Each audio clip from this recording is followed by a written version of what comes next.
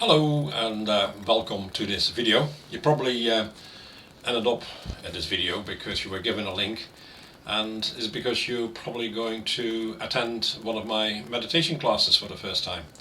And every time we do the meditation classes, there's always somebody new, and they obviously need to have a little bit of introduction about who I am, what we're going to do, how we're going to do it, a little bit of history on meditation in general. And there's all kind of good stuff. But because we have to repeat it every time there are classes, and there's always one or two newcomers, it takes quite some time. And so I decided to make this little video, so at least you're a little bit prepared before you come over to your first meditation class, and therefore also we won't take up too much time of the regulars who've heard this story a zillion times, trust me, every time somebody new came along. So welcome. My name is Jan. I'm a Dutch from origin, live in the UK for over 32 years now, and studied meditation a long time. Ever since I was 18 years old, I got interested in meditation. Over the years, I ended up in Japan and studied meditation amongst many other things. And eventually came back and started running meditation groups here in the UK. So there you go, a bit of history, but a long way to go, as we all have in life, I suppose. What I want to do is start off with a couple of myths about meditation. There's so many myths about meditation, and I just want them get out of the way. First of all, a lot of people say when you talk about meditation, well, I can't do that. Well, trust me, anybody can do this. You don't need to be special, you don't need to be, on a course for God knows how long. You don't need to do any of that. Anybody can basically do their meditation. You just need to know how, and that's exactly what these classes are for. Being a Dutchman, I like to have things simple, and that's exactly what we're going to do. There's not a lot of puha, there's not a lot of mystery, there's not a lot of... It's just going to be very simple, and I can guarantee you that you can do it as well. So don't worry about that one. Another myth is that you need to have special clothing, any time of special clothing. Well, you don't. All nonsense, as long as you show up in the classes in something that's comfortable. It could be anything you like. Even what I'm wearing now is perfectly fine. It doesn't really matter, as long as you are physically comfortable. That's all that matters. So clothing, absolutely not important whatsoever. There's also people who say, well, I can't meditate at home because I don't have a dedicated space. Again, completely not necessary. You can meditate anywhere you want. In your living room, in any spare room that you have in a house, in the garage, it doesn't really matter. It really doesn't. You don't need to have a special room with candles and incense and God knows what else. Not necessary at all. You can meditate anywhere, even at work. I always say to people, when they come to me and say, well, I can't do it because I work all the time and this and that. Well, if you've got a lunch break, you can do your meditation. Absolutely no problem at all. You don't have to be in that special place with your special clothing, with your special this, that and the other. You can do it anywhere you want. There's also people that seem to think, and if you do a search on the internet about meditation, you find pictures and videos of people that sit in the lotus position on a nice beach and this, that and the other, blah blah. Completely not necessary at all. Any position that you're in, you can meditate. If you sit like I am at the moment, that's perfectly fine. You also can meditate when you're lying down. I tend to meditate before I fall asleep and when I wake up in the morning. Why? Because I'm at peace at that stage and makes it easy to meditate. If you come into the group, you will be able to sit, of course. We have chairs. But if you want to lie down, which is perfectly fine as well, please bring your own yoga mat or anything else to lie on. And don't feel embarrassed, a lot of people do it and it's perfectly fine. So there is no ideal position to be in, to sit in, to lie in, whatever you want, whatever you are comfortable with, that's perfectly fine as well. Another very interesting myth, I love it, is people say, oh, it's all good this meditation, but I haven't got time for it. It's like, well, How much time do you think you need? Well, at least an hour. No. You can meditate for 5 minutes. You can meditate for 2 minutes. It's perfectly fine. You don't need to meditate for any length of time at all. And in fact, you can't put a time on it. There may be days then you do just your 2 minutes meditation. There could be days that you're doing meditation indeed for an hour and a half for that matter. Very unlikely, but it could be. So there is no time limit. There is no restriction on time. There is no ideal time. It just depends on how you feel on the day as well, and depends on what it is that you need with your meditation. So please don't get wound up with, I haven't got time for it. Yes, of course you have time for it. If you want to, make a little bit of extra time and you can do it. Another myth that I hear quite often is, well, surely we're doing meditation to relax. Yeah, could be, but not necessarily. Let me give you an example. I'm not quite sure if you ever watched Formula One racing driving. I don't watch it that often, to be honest, but if you do, it's quite funny. The drivers go in a form of meditation before they start driving. Think about it. These guys and girls are driving cars around at 200 miles an hour or even more on a racing circuit. The last thing they want is something popping in their mind. It's like, have I paid my credit card? Have I called my mother-in-law? You know what I mean? It obviously keeps their mind off driving that car with ridiculous speeds. And, it can end up in a fatal crash. So these people, these guys and girls, the drivers, are trained in a form of meditation. They are totally, utterly focused on driving that car. They have to be. And the funny evidence of that is, have a look if or when they come into the pit for a pit stop. And it's quite a dynamic and very quick sort of, activity. The car stops. There's people, taking the tyres off, whatever needs to be done, blah, blah, blah, blah, blah, doing all sorts of things, refueling, whatever. There's a lot of activity happening. And watch the driver. The driver just sits there, totally focused.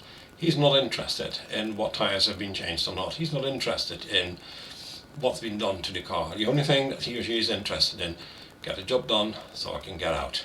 And they remain and retain their focus entirely. It's a form of meditation. Another classic thing in terms of relaxation. One way of meditation, I think my mother told me this when I was very young. She used to knit a lot, and I always thought to myself, this is so boring. I mean, how many more jumpers can you knit? How many, And I said to her one day, I said, doesn't that drive you nuts? It would drive me nuts. I'd get bored. And she said, oh, actually I'm not even aware I'm doing it. And what it is a repetitive motion, knitting, that indeed keeps the mind off, because the mind needs to be busy doing the knitting, and it keeps the mind off of worrying about things. It's a form of meditation. If you don't understand it yet, don't worry. I'll explain mindfulness in a sec. So there you go. So it's not all about relaxation. It can be, absolutely can be. But for example, it can also help you with problem solving. Meditation can help you with dealing and managing pain that you may have. You'd be surprised what meditation can do. So hopefully that's a couple of the myths out of the way.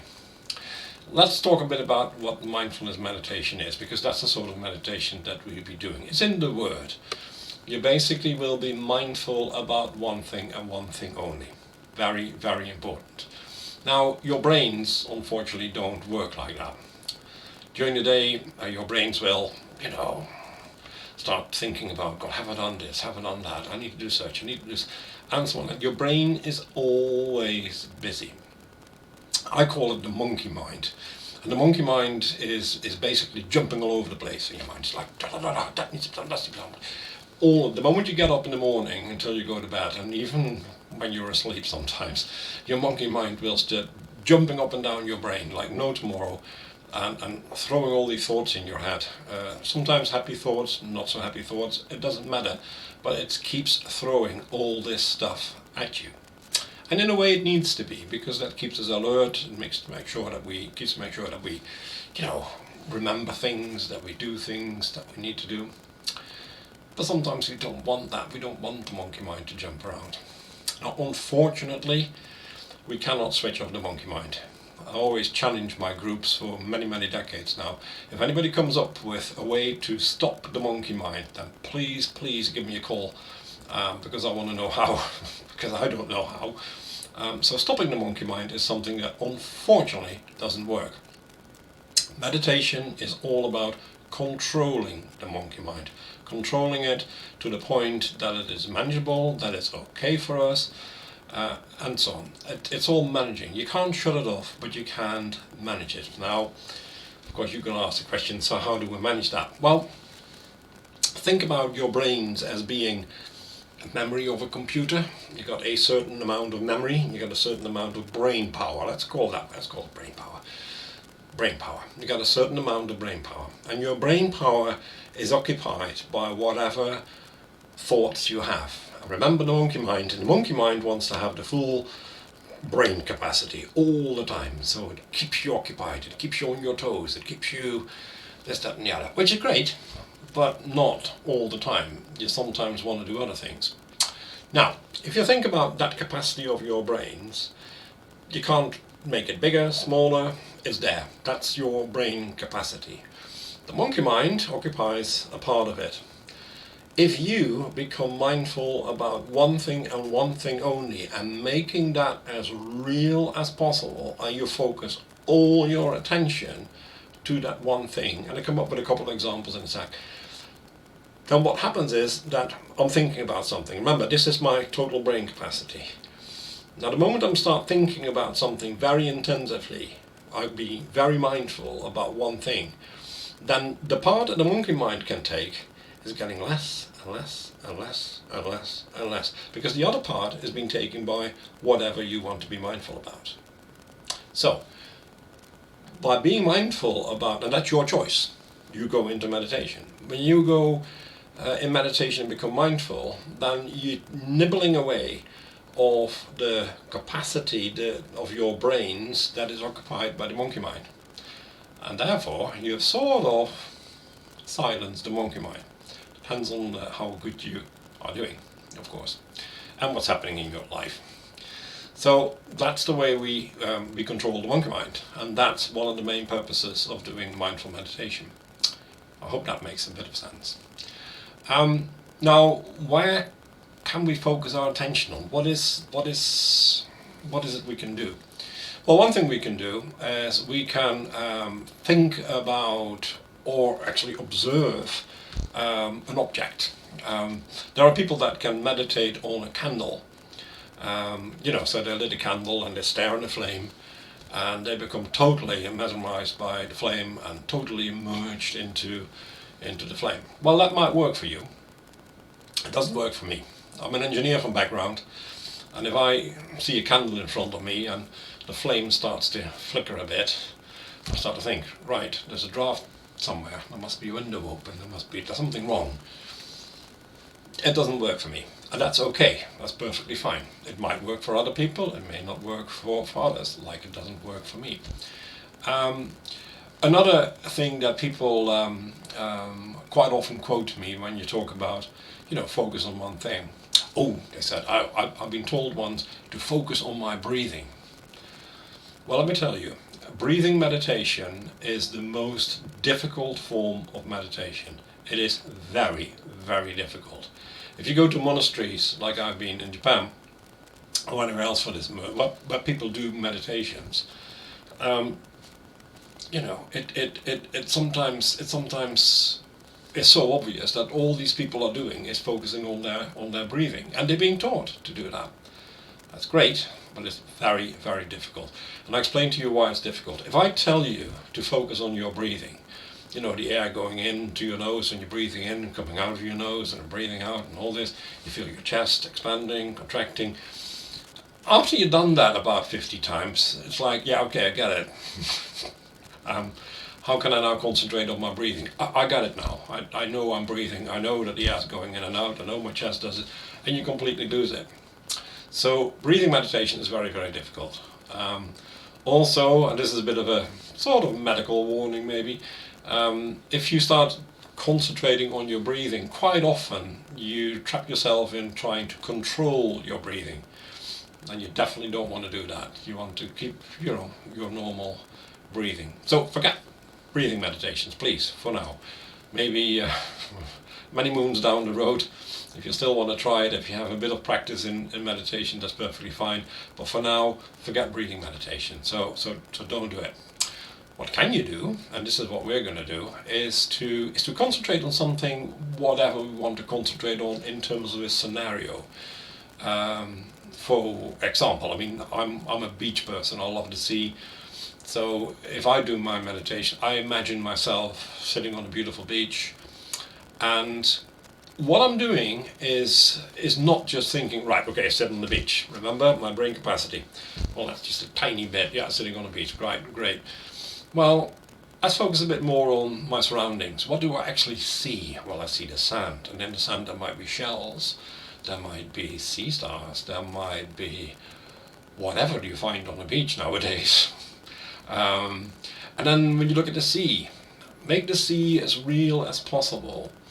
I'll give you a word that I'm going to repeat a couple of times. Observe it. Come back to that one. Remember it.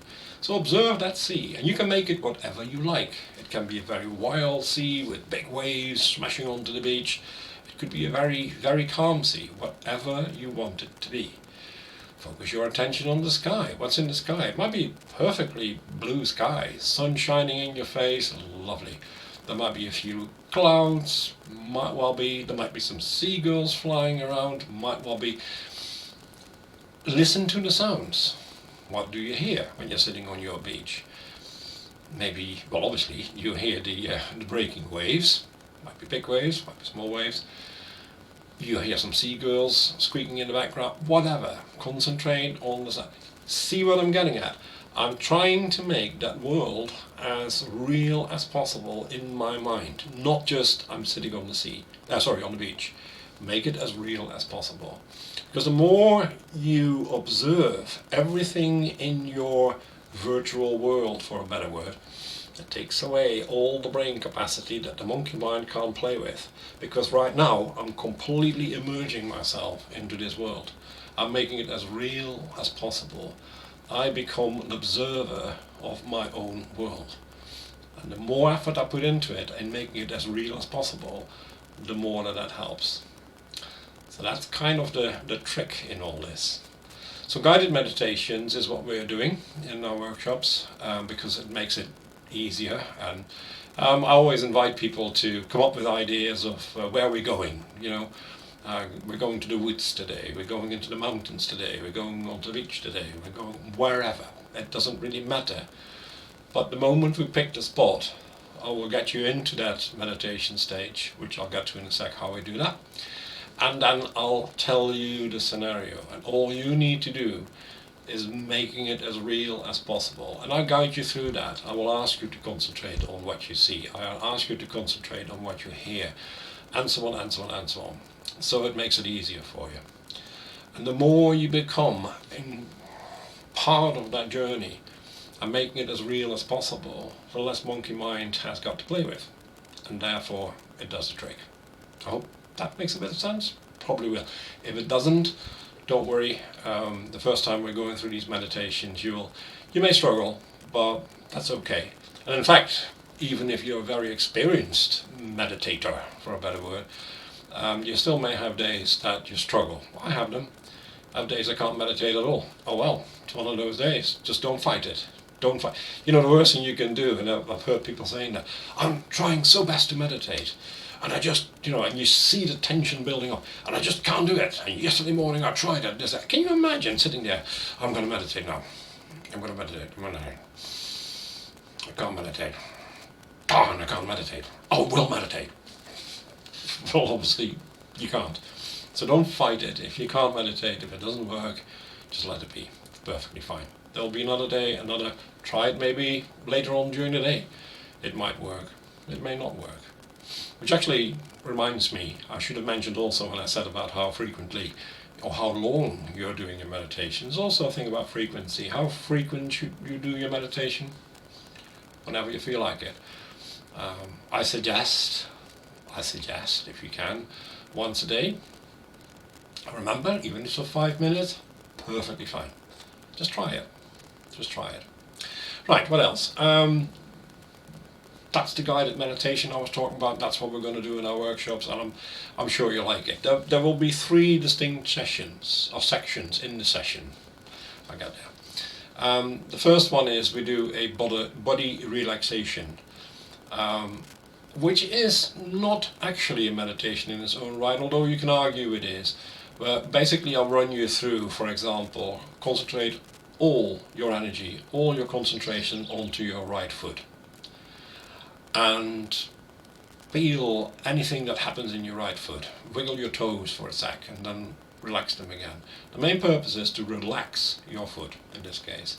And we're going through many body parts so that your whole physical body will be relaxed, because that's important as well. And if anything, if you struggle with sleeping at night time, you may find that exercise quite useful. You can do it yourself, obviously, and that makes you physically relaxed, which obviously is very important.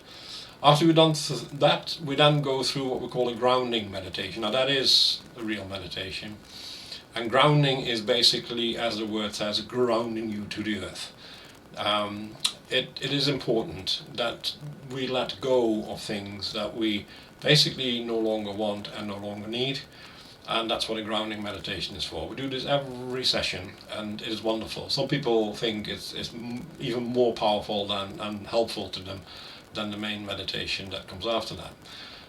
So I'll explain when we're going into that a little bit more detail when you come to the session, but it is a real powerful sort of thing. It lasts for about 10 minutes, and then we'll have a little chat about how that works, what works well, what doesn't work well, what you're struggling with. And then we go into the main meditation of the day. Now the main meditation could be anything, so that varies every time, of course. And all you need to do is, again, become the observer of the story I'm telling you whilst we're doing that meditation. You just follow it and make it, again, as real as possible. It's your world. You can, there's a famous painter you might have seen on television that said, Dad, it's your world. Well, it is your world. And you can make it whatever you want it to be. We're walking in the woods. Okay, well, if I just say that without too much detail, you can make it any wood you like, a tropical wood. You can make it, Forest of Dean. You can make it whatever you want. It doesn't really matter. But make it as real as possible in your own mind. That's the main meditation. These main meditations sometimes have themes. Again, it could be, something that helps you to resolve some of the issues that you have in your life. We all have them. I also have them. And somebody's meditation helps you to cope with that, or helps you to analyze some of the issues you have. Some meditations are just extremely relaxing. That's okay too, remember. Can be relaxing, doesn't need to be. It just depends. So whatever the flavor of the day is what that main meditation is all about. And again, sometimes I do ask people what they want, and I'll play it by ear. That's perfectly fine too. So after that main meditation, that's basically the session done. We then have a debrief. If you want to, you can share your experiences. You can express your concerns. You can express like, wow, this was great, or it didn't do it for me, whatever.